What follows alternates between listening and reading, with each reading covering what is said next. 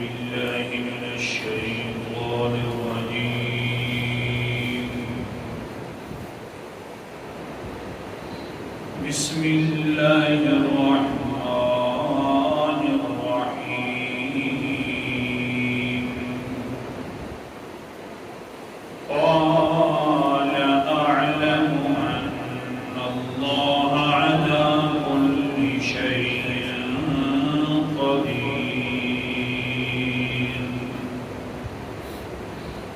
صدق الله العظيم قال فرمانے لگے ابھی سے حضرت عزیر علیہ السلام کہ اعلم کہ میں نے یقین کر لیا اللہ نے کہ انا بے شک اللہ تعالی علی کل شیء ہر چیز کے اوپر قدیر پوری قدرت رکھنے والے ہیں۔ حضرت ابراہیم علیہ السلام کا تذکرہ باسعادت علم ہوا کہ اللہ تعالیٰ نے فرمایا کہ میرا وہ دوست تھا اور میں نے اس کا ایسے خیال رکھا کہ ہر لمحہ بلمحہ خیال رکھا کہ نمرود کے دربار میں جا کر وہ میرے توحید کے مسئلے کو بیان فرما رہا تھا تو میں خود ہی یہ باتیں ان کے ذہن میں ڈال رہا تھا کہ تم کیسی کیسی باتیں کرتے۔ پہلی دلیل دی حضرت ابراہیم علیہ السلام نے کہ رب میرا وہ ہے جو مردوں کو زندہ کرتا ہے۔ تو پھر اللہ تعالیٰ نے آگے ایک مثال دے دی، واقعتاً زندہ کرنے والا میں ہوں۔ دیکھو تو صحیح، حضرت عزیر علیہ السلام 100 سال مردہ رہے، پھر میں نے ان کو زندہ کیا، حتیٰ کہ اس کے گدھے کو بھی میں نے زندہ کر دکھایا۔ لیکن اس مرنے والے کو پتہ نہیں تھا کہ میں کتنے سال موت کی آغوش میں رہا، تو میں ہی ہوں نا پھر زندہ کرنے والا اور مارنے والا۔ آج کے سبق کے اندر ایک حدیث قدسی بیان کرنی ہے بخاری شریف کی کہ اللہ تعالیٰ زندہ کرنے والے ہیں کسی موضوع پر۔ اللہ تعالیٰ نے فرمایا حضور صلی اللہ علیہ وسلم کی زبان اطہر کے ذریعے، جس کا نام ہوتا ہے حدیث قدسی، راوی خود حضور علیہ السلام ہے، بخاری شریف۔ قال النبی صلی اللہ علیہ وسلم قال اللہ تعالی کذبنی ابن آدم ولم يكن له ذلك وشتمني ابن آدم ولم يكن له ذلك۔ حضور علیہ السلام نے فرمایا اللہ کے دو بڑے گستاخ ہیں، سب سے بڑے گستاخ اللہ کے دو ہیں۔ خود اللہ تعالیٰ نے فرمایا ہے پہلا گستاخ کذبنی ابن آدم، ابن آدم کا بیٹا مجھے جھوٹا کہتا ہے۔ یہ سب سے بڑا گستاخ آدم کا بیٹا ہے، آدم کی نسل میں سے ہے، آدم کی اولاد میں سے ہے، انسان ہے۔ کذبنی، وہ آگے سے کہتا ہے نعوذ باللہ اللہ جھوٹا ہے۔ بخاری شریف ہے۔ وَلَمْ يَكُنْ لَهُ ذَلِكَ، اللہ تعالیٰ فرماتے ہیں اس بندے کے لیے یہ بات کہنا تو اچھی بھی نہیں تھی کہ مجھے جھٹلا رہا ہے۔ اللہ اکبر کبیرہ۔ دوسرا بندہ جھوٹا، دوسرا بندہ مصاف۔ قال النبی صلی اللہ علیہ وسلم، دوسرے گستاخ کا ذکر کر رہا ہوں۔ اللہ فرما رہے ہیں قال شَتَمَنِي ابن آدم، آدم کے بیٹے نے مجھے گالی بھی دی ہے، یہ دوسرا گستاخ ہے، انسان ہے مجھے گالیاں دیتا ہے، دو بڑے گستاخ ہیں۔ جھٹلانے والا کیسا جھٹلاتا ہے؟ قال اللہ وعما تکذیبہ ایایا لن یعیدنی فقولہ لن یعیدنی کما بدانی ولیس اول الخلق بیعون علی من عیادتی۔ مجھے جھٹلانے والا، مجھے جھوٹا کہنے والا وہ انسان ہے جو کہتا ہے اللہ تعالیٰ نے مجھے پہلی مرتبہ پیدا کیا ہے، دوبارہ نہیں پیدا کرے گا، اس نے مجھے جھوٹا کہا ہے، کیونکہ میں جو کہتا ہوں جس طرح میں نے پہلی مرتبہ پیدا کیا ہے، قیامت والے دن بھی اسی طرح پیدا کروں گا۔ اس نے مجھے جھٹلایا، جھوٹا کہا۔ او انسانا سوچ تو سینا ولیس اول الخلق بیاحوان علی من اعادته۔ مجھے دوسری مرتبہ پیدا کرنا تو تمہارے ذہن کے اعتبار سے بھی آسان ہونا چاہیے، کیونکہ پہلی مرتبہ کوئی چیز بنائی جائے تو مشکل ہوتی ہے، تم سمجھتے ہو، دوسری مرتبہ ڈپلیکیٹ کی جائے تو وہ جلدی آسان ہو جاتی ہے۔ میں نے تمہارے دوبارہ پیدا کرنا ہے، تمہارے ذہن کے اعتبار سے یہ بات تو آسان ہے۔ قرآن مقدس کا انداز، سورت کا نام سورت الروم ہے، 21واں پارہ ہے۔ اللہ تعالیٰ فرماتے ہیں وَهُوَ الَّذِي يَبْدَأُ الْخَلْقَ ثُمَّ يُعِيدُهُ وَهُوَ أَهْوَنُ عَلَيْهِ وَلَهُ الْمَثَلُ الْأَعْلَى فِي السَّمَاوَاتِ وَالْأَرْضِ وَهُوَ الْعَزِيزُ الْحَكِيمُ۔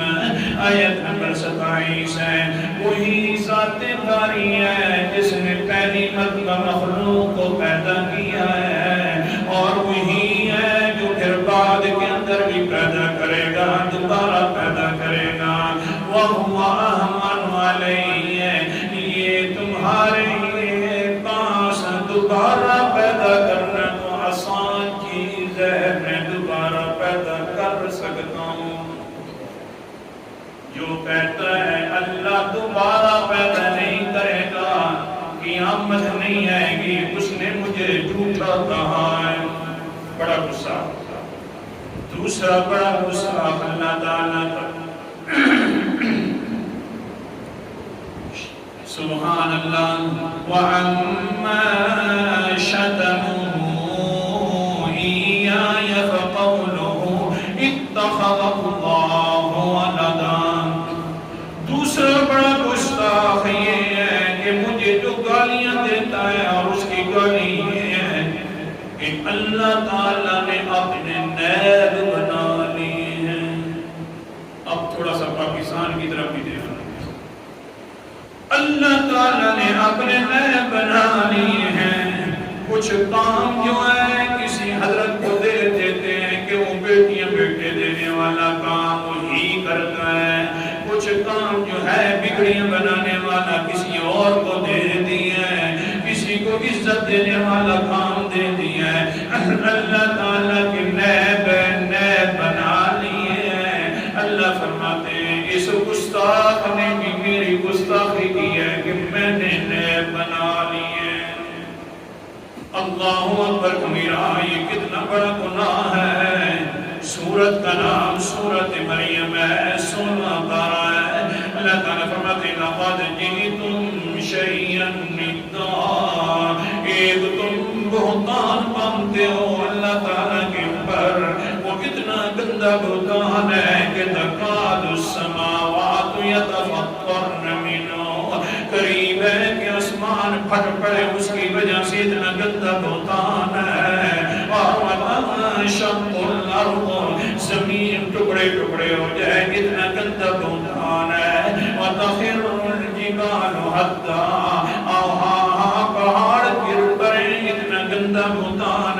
اللہ جی کون سا بتان کے دعو للرحمن ولدا کہ اللہ الرحمن نے اپنے نیب بنا لیے. یہ کتنی گندی بات ہے کہ آسمان گرنے کے قریب ہو جاتا ہے, زمین پھٹنے کے قریب ہو جاتی ہے, اور پہاڑ ریزہ ریزہ ہونے کے قریب ہو جاتا ہے, کیونکہ یہ اللہ کو گالی نکالنا ہے. اللہ حفاظت فرمائے. سبق روک رہا ہوں. محمد بن صالح مفتی اعظم سعودی عرب, اس نے یہاں پر ایک واقعہ لکھا ہے. اللہ اکبر کبیرہ. وہ فرماتے ہیں تبع تابعین کا ایک شاگرد تھا قاضی ابو بکر رحمت اللہ علیہ. رومی بادشاہوں کے ساتھ مقابلہ ہو گیا, عیسائیوں کے ساتھ مقابلہ ہو گیا کہ اللہ اولاد سے اور بیٹے بنانے سے پاک ہے. مقابلہ ہو گیا, باس مناظرہ.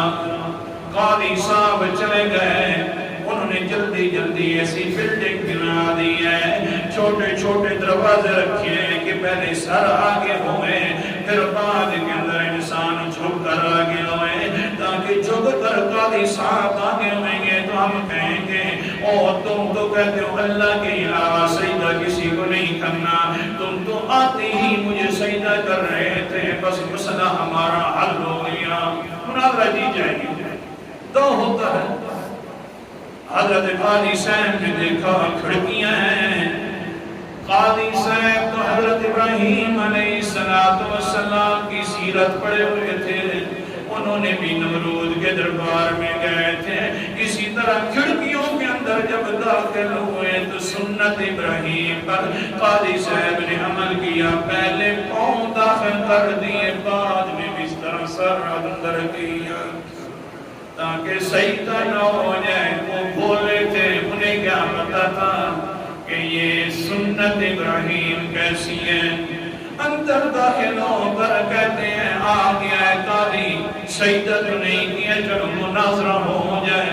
مناظرے کے اندر جو ان کا بڑا راہب تھا کہنے لگیا ہاں جی بات کرو.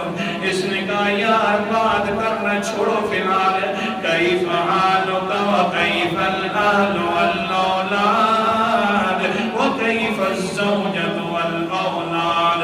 سناؤ راہب صاحب تیرا کیا حال ہے, تیری بیوی کا کیا حال ہے, تیری اولاد کا کیا حال ہے. آگے سے وہ راہب جو ہے بہت زیادہ غصے کے اندر آ گیا. کابینہ جو بیٹھی تھی وہ بھی ناراض ہونے لگی اور کہنے لگے قالوا ویلک ویلک وقر صاحبنا وقر صاحبنا. او آنے والا مہمان بندہ بن جا, کیسی باتیں کر رہا ہے, یہ ہمارا راہب ہے, یہ ہمارا پیشوا ہے, نہ اس کی بیوی کی ضرورت ہوتی ہے, نہ اس کو اولاد کی ضرورت ہوتی ہے. قاضی صاحب آگے سے اب قرآن پاک پڑھنے لگ گئے. کیا کہتے ہیں, سورت کا نام سورت الجن ہے اور 29واں پارہ ہے, اور کہتے ہیں وَأَنَّهُ تَعَالَى جَدُّ رَبِّنَا مَا اتَّخَذَ صَاحِبَةً وَلَا وَلَدًا. او نامرادو, او عیسائیوں, اگر تمہارا راہب ہو اس کے لیے یہ مناسب نہیں ہے کہ بیوی ہوئے, اس کے لیے یہ مناسب نہیں ہے کہ اولاد ہوئے, اور تو ہمارا رب تو کیسا ہے. وَأَنَّهُ تَعَالَى جَدُّ رَبِّنَا, ہمارا رب بہت بڑا ہے, بلند تر ہے ہمارا رب اس بات سے کہ وہ بیوی رکھے یا اولاد بنائے. اگر تمہارے پیشوا کی نہ بیوی ہے نہ اولاد ہے, اس کو مناسب نہیں ہے, تو اللہ کو تو مزید مناسب نہیں ہے. اللہ کو پھر کیسے مناسب ہو گئے؟ سبحان اللہ. جو عام طبقہ کے لوگ تھے, خاص نہیں, کیونکہ خاص لوگ بڑی مشکل سے مانتے ہیں. ان کو مسئلہ سمجھ آ گیا اور کہنے لگے او جلدی کرو راہبہ وہ ظالمہ, اس کا جواب دے دے. تو انسان ہے, کھاتا بھی ہے, پیتا بھی ہے, دیکھتا بھی ہے, چلتا بھی ہے, بازاروں کے چکر بھی لگاتا ہے، سارے لوازمات تیرے ہیں، لیکن تو اپنے لیے بیوی کو سمجھے، تو اپنے لیے اولاد کو سمجھے، تو رہبانیت کے اندر یہ سمجھتا ہے کہ مجھے یہ مناسب حق نہیں ہے، میرے لیے یہ گستاخی ہے، تو پھر اللہ کے لیے تو بہت زیادہ گستاخی ہے۔ جواب دو ورنہ تیری خیر نہیں ہے۔ پوری قبیلہ کے عام لوگ سارے کہنے لگے پھر ٹھیک ہے، لا الہ الا اللہ، واقعتاً اولاد سے بھی پاک ہے، واقعتاً بیوی رکھنے سے بھی پاک ہے، اولاد بنانے سے بھی پاک ہے۔ اللہ تعالیٰ حدیث آگے اللہ تعالیٰ فرماتے ہیں مجھے انسان گالیاں دیتا ہے کہ میں نے نیب بنا لی، حالانکہ میری شان کیا ہے، وَأَنَا الْأَحَدُ الصَّمَدُ وَلَمْ أَلِدْ وَلَمْ أُولَدْ وَلَمْ يَكُنْ لِي كُفُوًا أَحَدٌ، میں اکیلا ہوں، میں بے نیاز ہوں، میں اکیلا ہوں، میں بے نیاز ہوں، مجھے کسی چیز کی ضرورت نہیں ہے، میں بے نیاز ہوں، وَلَمْ أَلِدْ وَلَمْ أُولَدْ، نہ میں نے جنا ہے، نہ میں خود جنا گیا ہوں، نہ میں نے کوئی اولاد پیدا کی ہے، اور نہ ہی میں کسی کی اولاد میں سے ہوں، وَلَمْ يَكُنْ لِي كُفُوًا أَحَدٌ، اور میرا کوئی کنبہ قبیلہ بھی نہیں ہے۔ یہی تو سورۃ اخلاص فرماتی ہے، قُلْ هُوَ اللَّهُ أَحَدٌ، پڑھ لو، قُلْ هُوَ اللَّهُ أَحَدٌ اللَّهُ الصَّمَدُ لَمْ يَلِدْ وَلَمْ يُولَدْ وَلَمْ يَكُنْ لَهُ كُفُوًا أَحَدٌ۔ اللہ اکیلا بے نیاز ہے، نہ وہ جنت ہے، نہ کسی سے جنہ کی ہے، نہ اس کا کوئی کنبہ قبیل ہے۔ بخاری شریف کی دوسری حدیث پڑھو، قال النبی صلی اللہ علیہ وسلم، کتنے بڑے گستاخ انسان ہیں جو اللہ کو گالیاں دیتے ہیں، لیکن اللہ کا نبی فرماتے ہیں پھر بھی اللہ تعالیٰ ایسے انسان کے ساتھ محبت والے کام کرتا رہتا ہے۔ آخر انسان جو ہوا شاید کہ میرے پاس واپس لوٹ آیا، مان لا الہ، پھر بھی محبت اللہ سبحان اللہ۔ حدیث سنا رہا ہوں، یدعو علی النبی صلی اللہ علیہ وسلم یدعون له ولدا ثم يعافيهم ويرزقهم۔ اللہ تعالیٰ اتنے حوصلے والے ہیں کہ ہم اتنا حوصلہ کبھی نہیں کر سکتے۔ لوگ اللہ کے لیے نیب بھی بناتا ہے، پھر بھی اللہ تعالیٰ ان کو صحت بھی دیتا رہتا ہے، پھر بھی اللہ تعالیٰ ان کو رزق بھی دیتا رہتا ہے، تاکہ یہ میرا بندہ میری طرف آ جائے اور مجھے یہ گالیاں دینا چھوڑ دے۔ اللہ تعالیٰ ہم سب کو ہدایت عطا فرمائے۔ یہ بہت بڑی گالی ہے۔ سبب تو چلا تھا کہ زندہ کرنے والا ہے تو وہ صرف اللہ ہے، نہیں مانیں گے تو انسان گویا کہ اللہ کا غصہ ہو گیا، اور اگر نیب بنا لیے تو یہ بھی انسان اللہ کا غصہ ہو گیا۔ اللہ تعالیٰ ہمیں صحیح سیدھے راستے پر چلنے کی توفیق عطا